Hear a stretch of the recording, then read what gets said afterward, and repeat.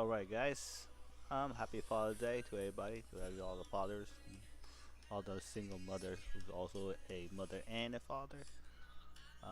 Yeah, happy weekend. Today's Sunday, June 15th, I believe. And we're going to go over some of our markets overview for the week. A couple of big items on the ticket. The obvious one is the FOMC meeting on the 18th, which is Wednesday. Uh, Markets projecting another rate hold, no change. And reason why is Fed's gonna have an excuse not to cut again, which is the elephant in the room, which is Israel and Iran war, right? There's escalation in war right now, and that's gonna give Feds more reason to be like, hey, even though inflation's going down, this and that, there is uncertainty with this new war happening right now. We don't know how far it's gonna escalate, yada yada yada. So obviously they're gonna hold interest rate steady again. Now that probably presents some more sell-off, right? Because market is predicting June actually was supposed to have some kind of rate cuts. But if we keep holding it at this high interest rate, it's just going to be bad for us. So also Jerome Powell's nearly to his term to exit the building, and President Trump has already kind of announced that Bessent will be the next chair Powell, the next chairman of the Federal Reserve, right? So that is bullish for the market. So he's going to be in the shadow right now, and what he says in the background is going to start to have more weight because market is going to start listening to him instead of Chair Powell because Chair Powell is exiting and Bessent is going to be the new guy entering. So you kind of want to listen to his take too, right? Because he is more dovish, so he's more bullish. So he will start to cut rates and maybe cut sooner and faster than Chair Powell. So you have that going on in the background. And the main story right now is obviously the war that just erupted last week.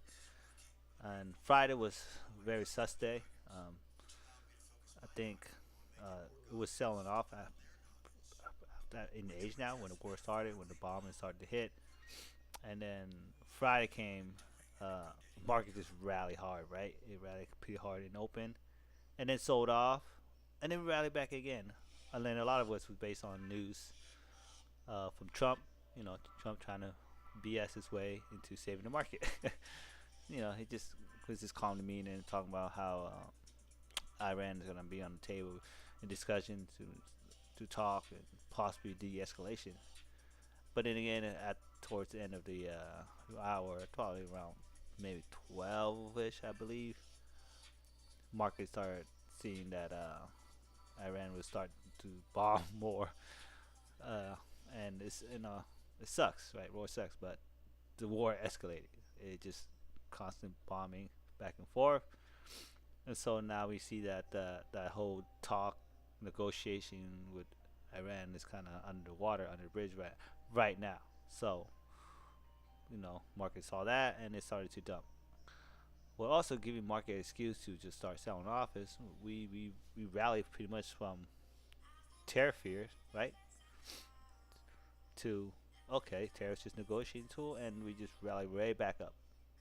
We're almost near to the all-time high. We're trying to contend it soon, um, but now this unexpected war is happening, and we still have some like trade. We still have some tariffs that we have to cement some deals, obviously. But obviously, markets is pricing that it's going to be a done deal sooner or later. Nothing to worry about. But this whole war thing is giving this a little halt, little, throwing a little wrench into the system, right? So what I expect, and this is the daily time frame. And we're going to talk technicals now. Obviously, if you trace it, okay, we're right there on trend line, and we wicked up.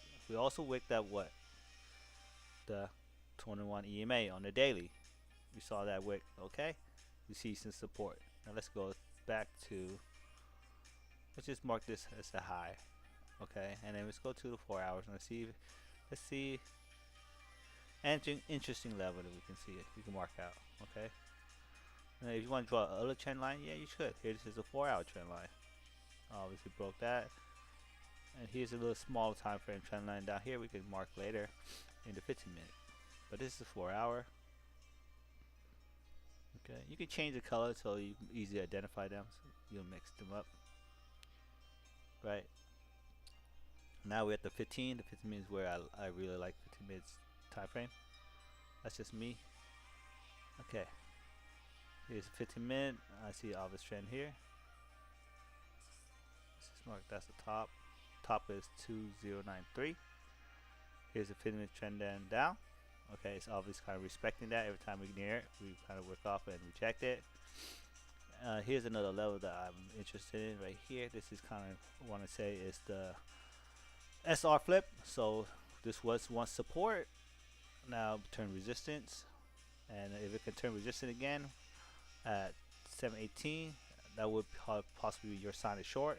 If not, you might have to wait a little longer. Maybe this trend line here, okay, near around this trend line or this top trend line, because since we got a lot of rejection there, and that would be your sign for short. So we're at 1800. Yeah, 800 or 1700, around there. 1763 at least. So 1760, around this level. You can draw a zone. If you want to draw a zone out, right? So you can see where you think your possible short entry could be at. I think we might even open up gapping down, to be honest, just based on what's happened over the weekend, escalation of war. So that's not helpful. And could this be the support bottom? It could. It possibly could. Like I said, we do have certain events coming up, like FOMC. Maybe markets want to hold off on selling some more before get some more clarity on that. You know, whatever Jim Powell has to say also matters, right? So after the rate decision, we have him on the podium talking about inflation and all that stuff. So what he has to say will move market as of now, still, until basically starts to get more of a speaking time, I guess you could say, or more light on the camera. This is also a 15-minute time trend line here. So you can trace this if you want, a little 15-minute trend line, and obviously we broke that trend line. We went down. Now after that we will kind of chop here. Anytime we can see this happening, we can also use that as a resistance trend line too. We can also play the trend line. Like any trend line will work. Honestly, it's just you have to see your setup, what works for you more, right? Obviously, longer time frame works best, holds more weight. I always say that longer time frame. This is a longer time frame trend line. This is also a long time trend line. This is a 15 minutes short time frame, shorter time frame, right? So, and you also gotta look at cadence reaction towards those resistance zone or trend line. So 1718 holds a good trend line also. Like I said, it's an SR flip, so you can start labeling them to easy to identify, right? Or color code them. So those are the level I'm looking at. This is obvious the low if we're gonna sell. I'm thinking anywhere between here is a good profit take. Anything below that is just gravy on top, right? If you see it start just collapsing, you see there's no more support in sight, go towards the next target, have runners, and just go candle by candle stop. Okay, guys, that's it for the Sunday's weekly outlook. Like I said, hope you guys have enjoyed your Father's Day. Hope the mothers enjoying it also. And I'll see you guys in the morning. Peace.